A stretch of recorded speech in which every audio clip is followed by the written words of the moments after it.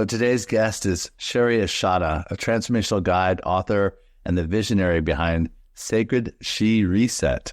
Very, very exciting. Her new book and movement designed to help women reconnect with the truth of who they are.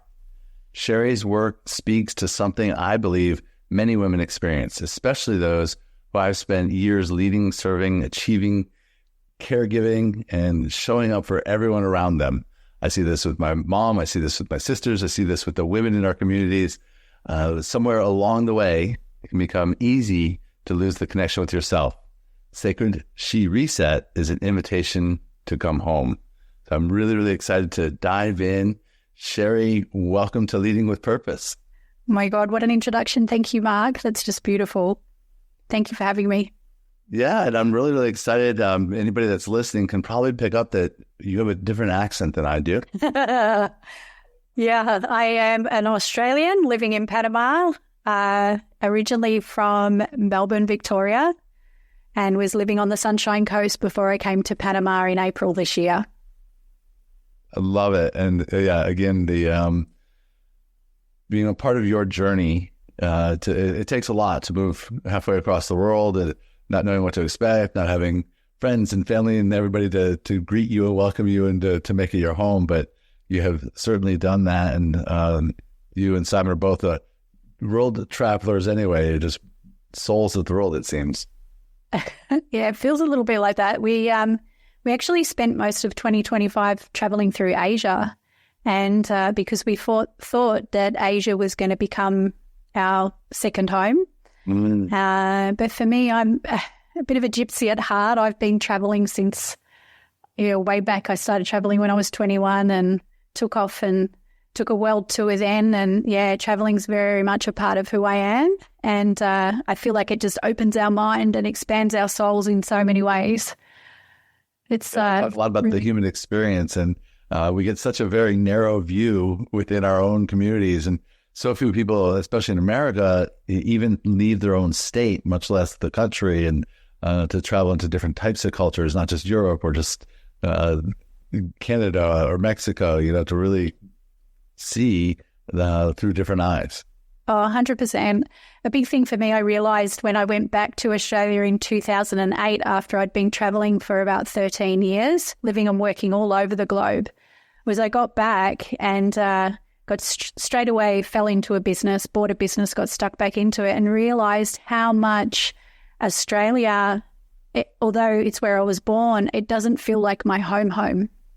And so I've spent a lot of time leaving Australia and going to far off lands to explore new cultures and just have adventure, really. I'm very adventurous by, my heart and my spirit, very adventurous, and I do love to travel. And I love being the kind of odd one out, going somewhere where maybe I'm the only white person, or going somewhere where it's a completely new language and you kind of have to get in and get amongst it.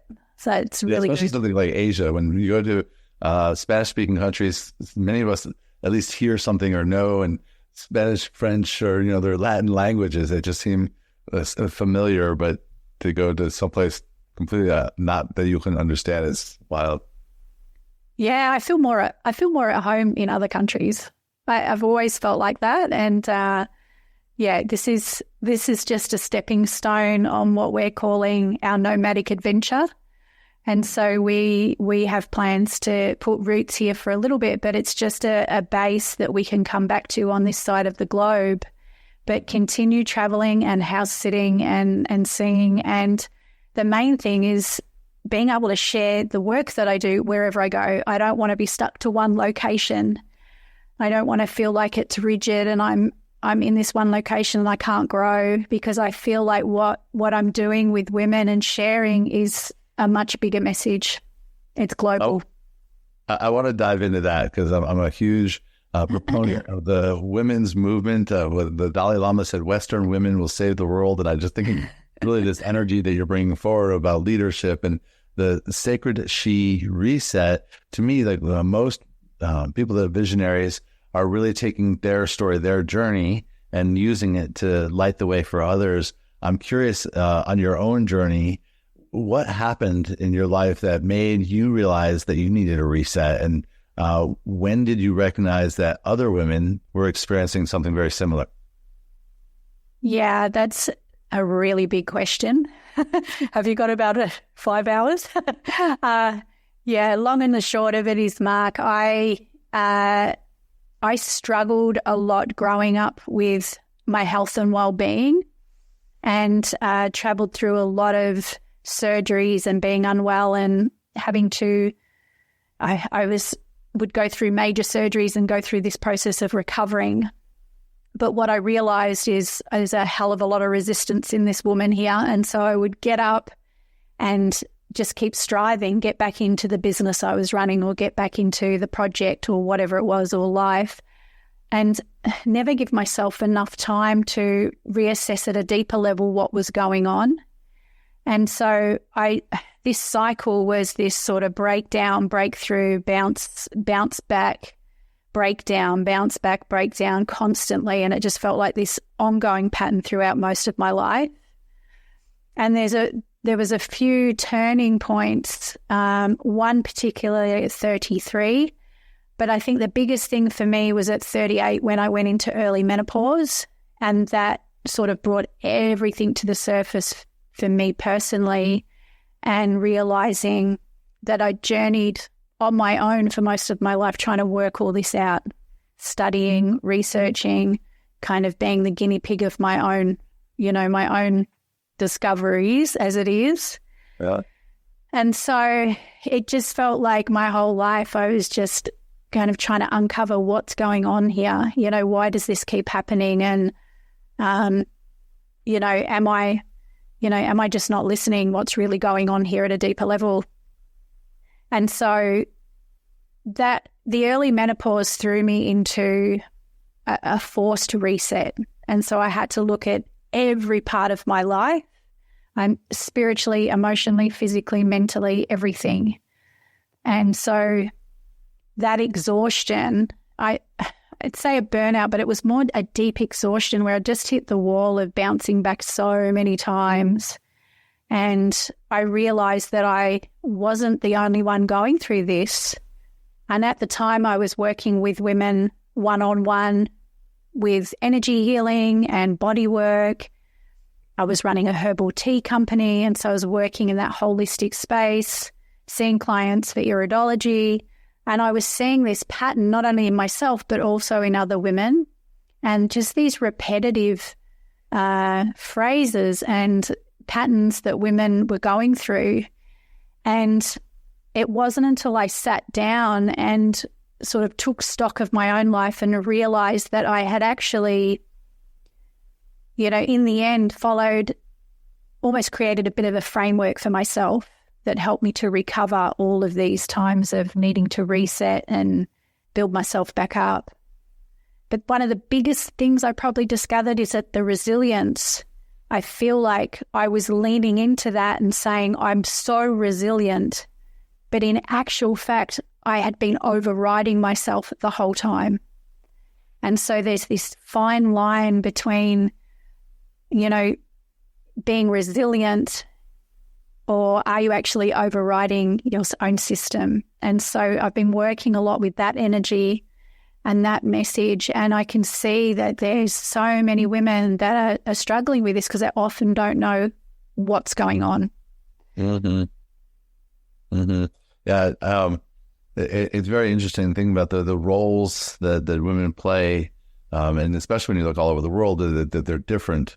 Especially world leaders, like you can look at some of the countries that have women leaders and how far ahead they are compared to many other, to me, important measurements about poverty and violence and all of these other things. And so for you, having gone through all of these bouncing off the wall, I love that expression, I felt exactly hitting the wall and bouncing around back and forth. How did the sacred come out of that? Especially the word sacred she. You have she capitalized. That's a very powerful word, sacred. Mm-hmm. Where did this sacred she come for you? How did you start to recognize that? Yeah. I feel like there comes a point in your life, Mark, where you realize that it's not all about you, as in there's something bigger going on here. There's something greater at work. And I really honor my daily practices and my connection with Source and Spirit, Universe, God. Some people say God, but the creator of all things. And so what I realized, and why SacredSHE is so important, because when I finally took the opportunity and gave myself permission to actually sit back and look at my life and do the assessment or take stock, the biggest thing was this connection with Source, and the sacredness is within that. And so we are all sacred beings, all of us, male, female, all of us animals. And it feels like that word sacred is so personal, like it feels so deep and personal to me. But in a sense, I feel like when I chatted to people about my title, SacredSHE Reset, this is, what's really landed. This is what I got. This is the message. I just went with what I got. It seems that it speaks to so many people, and people are seeking this sacredness in life and sacred connection with themselves that we seem to have overlooked a little bit, or people are trying to come back to the sacredness of life. And there's so many nuances to that, and so much going on in life where there's bypassing happening and all sorts of things. But I feel at a deep level, that's what we really want, is we want to come back to the sacredness of self and our connection with the universe and our creator. Mm-hmm. And so the she component, because my work with women is, it's all with women. So it's the sacred she, the sacred her body. I feel like it takes the I out of things, and then it becomes more of a collective sacredness for women journeying through this at the moment. Does that make sense? Like there's just Absolutely. There's this collective sacredness, this collective journey that we're all on. I've been looking a lot at the 6 needs that Tony Robbins and Chloe Medana talk about all humans having, and this brings up like significance and connection. Being a divine being, which I believe that we're all divine beings who chose this life for a reason, is significant. That each one of us is absolutely significant, but we're also all connected. We're all divine beings, and that so you're building a community. You just published your book, SacredSHE Reset, as well. Congratulations! Thank you so much. Tell me a little bit about what is your vision for what's possible for women once they are able to reconnect to Source like this and do the deeper work that you lead through? The one thing that just keeps hitting me over and over again is joy. And it goes beyond happiness. It's that contentment with life, a full embodiment. I'm going to use the word embodiment here. I know we've chatted about that before in the past, but it's this anchoring in and anchoring into self. When you know yourself and you've gone to those spaces and you've met those places within yourself, that you begin to truly embody your truth. And then beyond that, beyond all the shame, all the guilt, everything that we hold on to, that we need to always be there for other people, all of that, the overriding, there is this space of pure contentment and joy that rises from that is it's present no matter what's going on in life. Amongst the chaos, there can be everything happening around.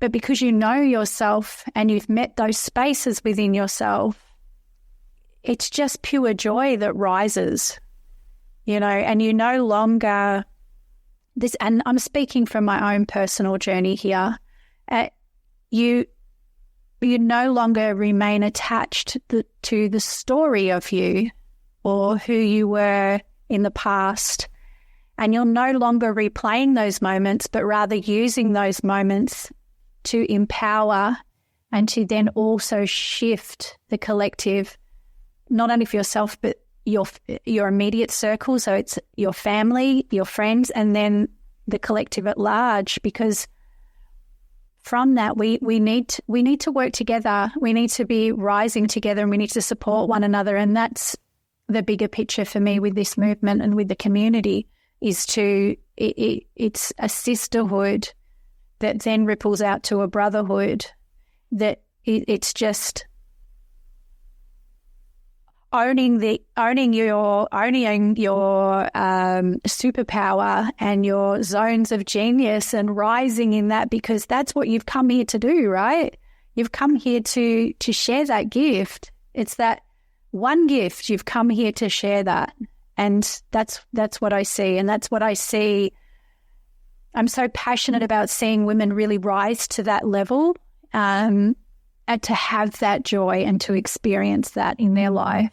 And it is totally possible. I got an image as you were sharing that of like a giant sequoia tree, redwood trees, and about resilience, and how resilience comes from surviving very hard things. And sometimes survival creates survival mechanisms of not addressing them, of being able to bury them, or being able to look beyond them, or all of the things. And I'm just imagining women, and especially very strong women, have built this resilience, but it's also got really strong roots. They'll ground it into the experience that created the resilience. And I'm curious how you see that showing up for women in their lives, of being able to hold on to those stories and not be able to move into the joy that you're talking about, because how can I still have joy when I lost the person that I love, or my child, or all the other things? That's a really big question. And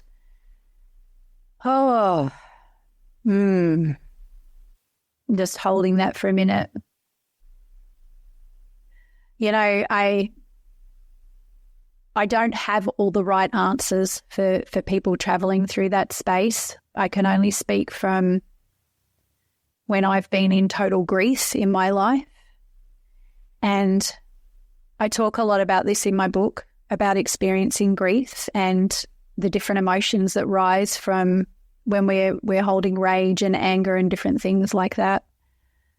I think what I've witnessed and what I've seen, not only from myself throughout time, but also in other women, is they tend to feel like they're alone. And often they're not asking for support or help. And what you need in those times are people around you that actually really get you and really love you for who you are. There's no judgment, whatever's happened. And at the same time, we need to experience our grief, and we need to experience these emotions, the spectrum of our emotions, because holding them in and holding on like a tight vessel to this grief and anger and frustration and whatever it is for you is actually creating a lot more dis-ease in other places of your life. And so it's causing a severe imbalance by not doing it justice, and actually creating, finding, asking a way for it then to be held and to be released in a safe container, in a safe way. And so it's a time thing, really. How do you put a time on grief? I don't know, Mark. When I've experienced death and loss, I feel like it has a very different timeline for all of us in a lot of ways. Mm-hmm. You know, I remember my grandma when my grandfather passed, and they've blessed them, they've both passed now, and they were very dear to me. But when my granddad passed, my nan couldn't understand why she was still crying after 4 weeks. And she kept saying to me, I remember the phone calls, she would say to me, I don't understand. Why am I still crying? You know, why am I, you know, why do I feel this way still? And I remember saying to her, just saying, you know, I love you so much, Nan, and that it is grief. You've spent a lifetime with this person. You're going to feel such a big loss in your heart, and the crying is healing. It's cathartic. It needs to come up and happen, but you can talk to me and us, the family, about it any time to help move it and to know that you are loved and you are seen, because you know, you won't be judged in that space. And so, grief's huge. Grief is massive. It really is. On a personal level, I started to feel the story earlier as I was just sharing about loss. And a dear, dear family friend lost her son and her husband within a year of each other. And she was going through so much. That was 10 years ago. And she just reached out and apologized for being gone so long. Wow. Yeah, that's what it feels like, doesn't it? She just didn't want to be around other people. She wanted to be in her grief. And so all the people that she was around, she wasn't. She went off and traveled and did different things. And I was happy for her. And I didn't realize that she was grieving so much, or that she was avoiding connection with me because she didn't want to bring it up. She didn't want to have to address it yet. And you talk about, you bringing it up, you can talk to you, or you can talk to your friends or family. And a lot of people don't feel like they can, or they don't want to be a burden on somebody else at their darkest times. When somebody's feeling that, how do you start? How do you move the needle when you're there? You said time. Do you just sit and wallow until the time is right? I know, it's a bit like that. It's like, what do you do? Because the people around don't know what to do. I had this conversation with Simon a few weeks ago, because I don't have a problem about talking about death or grief, or, we're all heading that way. We're all heading to our maker at some point. And I feel that, and I'm going to loop back a little bit to some of the research I've done in the past here about how different cultures embrace the dying process, and that it's actually a celebration, and there's a whole process around dying, and that it's discussed in community and it's brought up. And I feel this is a big part of what's missing in our communities, is that we're not sitting around and talking about it and discussing it. And so when it happens, we don't know what to do with all this grief, and we hide away. And I've done it. I used to travel when I felt like I needed to run away from myself almost. And so I think it is still different for everyone, but I feel as community, as family, we could be sitting around having these conversations with our loved ones now. How would you like to be, how would you like to pass? How would you like to die? Have a graceful death. And I think there's such beauty in it when we put it on the table and talk about it more. But yeah, where do you start when someone's in the midst of grief? Just be there for them, or if they just need space, give them space. But to be there for them, to not have any words, you don't have to fix it. Mm-hmm. Sometimes just sitting quietly and having a cup of tea will solve all the world's problems. Boiling a brew, getting a brew on, having a sit down and a cuddle. And that really does lead back to the bigger vision of why I feel, not just for women, but for men as well, that we need these communities so we can hold each other. And sometimes we need to be around complete strangers that don't know us, so that we can unhinge it all and, allow it to all come forward. Yeah. Again, I'm thinking about some of the types of trauma that you mentioned about health crisis, and that's another thing that I see a lot of women, dear friends of mine, loved ones, family that are going through breast cancer or different types of cancer, ovarian cancers, and that healing journey. Again, when you're in that spot, it's really nice to be around community and people. It doesn't have to be Pollyanna. We want to be real. We want to be able to cry, but we don't want to be. We just want to be have a space that we can come to. You don't. Sometimes people need to hide away from that, but that's part of what you're building as well is community. What does that look like? How are you building community? Is it in-person community? Is it a Facebook group or?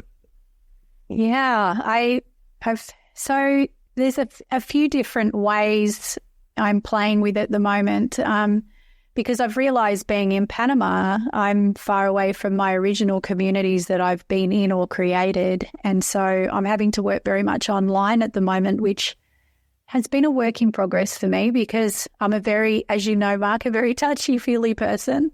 Yeah. Crave the in-person connection. And somehow you've got local connection even in Panama. I have. I just get out there. It's like, what do I need? Okay, let's go and look for this. So locally, I've created singing circles for women, and they're starting in the next couple of weeks. And also looking at running some meditation and mantra evenings here. But to take that one step further, I've been setting up some events online that people can come to. And then one further than that is my private community I'm creating, which the doors are actually opening this week. I say the doors. The online doors are opening this week. Isn't that fun? Yeah. It's almost like we talk about different dimensions, and I think to me, technology is like a mirror. It's like such a reflection of humanity. There's the software behind the scene that's doing all of this stuff. I love that. It's so cool. Yeah, we have to be able to work in both worlds. We do. The technology and in the spiritual world, that as above, so below. It's kind of that thing. Yeah, I love that. But yeah, I'm really enjoying. I very much work with the energy of what feels right and in alignment at the time that it's meant to happen or unfold. And so sometimes that's not always on everybody else's timeline. In the past, that was labeled as procrastination. It is no longer procrastination. I'm very proud to say it is. I'm very much in action mode, but I just work very much with like when the time is right. And it always seems to be just perfect. And so I trust that. And so it's really trusting that connection with source.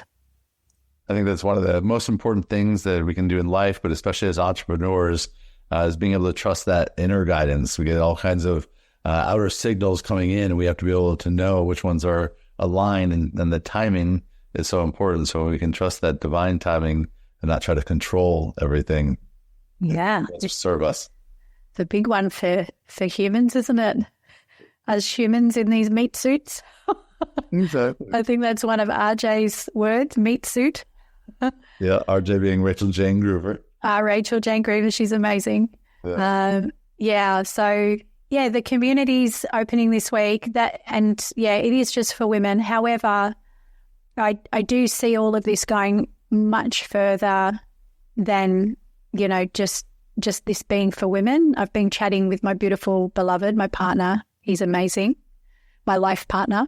Mm-hmm. He's, we talk about running mixed groups for couples, and he's looking at doing something for men as well. So there's so much scope here, and it's just the beginning. And I have a feeling you're going to be doing a U.S. tour. Being in Panama, it's much closer now, and I know you're going to be visiting us in October here in Orlando, and then you're open to, again, wherever the winds might blow, right? Yeah, it feels very much like that, Mark. I've got a bigger vision to be traveling and then being able to run events in different locations around the globe. I head back to Australia next March, and I'll be running some events there, which I'm very excited about. But yeah, I feel like this side of the globe at the moment it's where I feel most anchored. I have a couple important questions for you, but before I do it, for anybody who might be wanting to learn more, I'm going to put all the links down below. You mentioned a couple of things. One, we'll have your book and how to get an Amazon link there, where your community, if they want to learn more about the community. And there was one more thing. The ebook, the complimentary ebook. Yeah. Tell us about that. Yeah, it's great. I created that because the book and the frameworks I've just published, it's quite a big body of work. And so it's the kind of book you need to journey through. So I created a beautiful ebook. It's actually a 7-day reset, and it gives women an introduction into the 4 pillars of radiance. And there's supportive resources in there, meditations, playlists for having a dance. It's wonderful. So there's a lot. It really is quite detailed, and there's a lot in that, and it's filled with a lot of love. But it's just to help people get a little bit of an understanding and a feel of what I do and who I am. To feel your magic, experience it for themselves. Feel the magic. Yes. Yeah. So again, I'll put those links down below. Again, I've got 2 big questions for you. The name of this show is Leading with Purpose. Yes. What does that mean to you? What comes up when I say leading with purpose? Oh, leading with purpose. This definitely comes back to what we chatted about earlier, about this anchoring in the truth of who you are.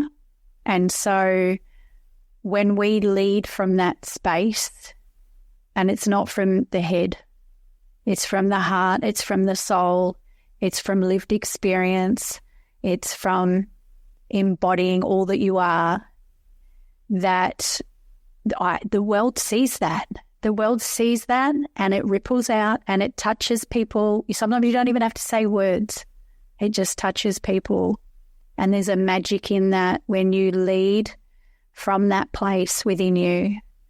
And yeah, I don't feel like there's much more to say about that. It just feels like there's this embodiment of who you are. It's where you're leading from. I love that embodiment of who you are is where you're leading from. That's beautiful. Yeah, thank you. And so, again, I was looking for different ways that people might get started on the journey of self-healing. And you can reach out to friends. We've shared some resources. I'm just curious for a last word of wisdom from Cherie. What would you like to leave those that are listening to us today? What would you like to leave them with? That's a great question.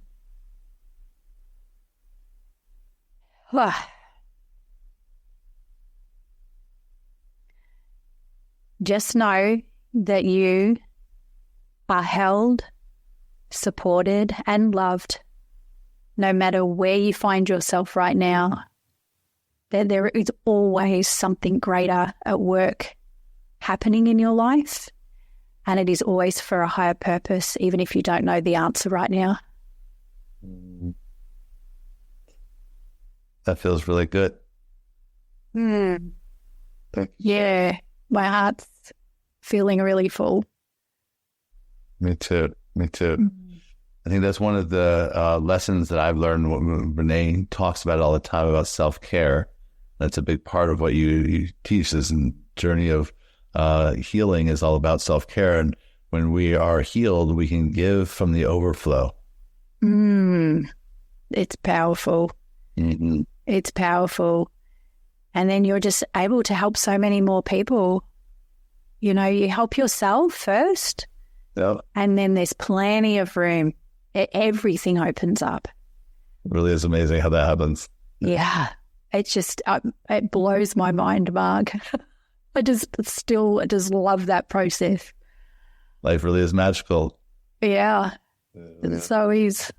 Cherie, thank you so much for being on Leading with Purpose. Thank you for being a part of our life.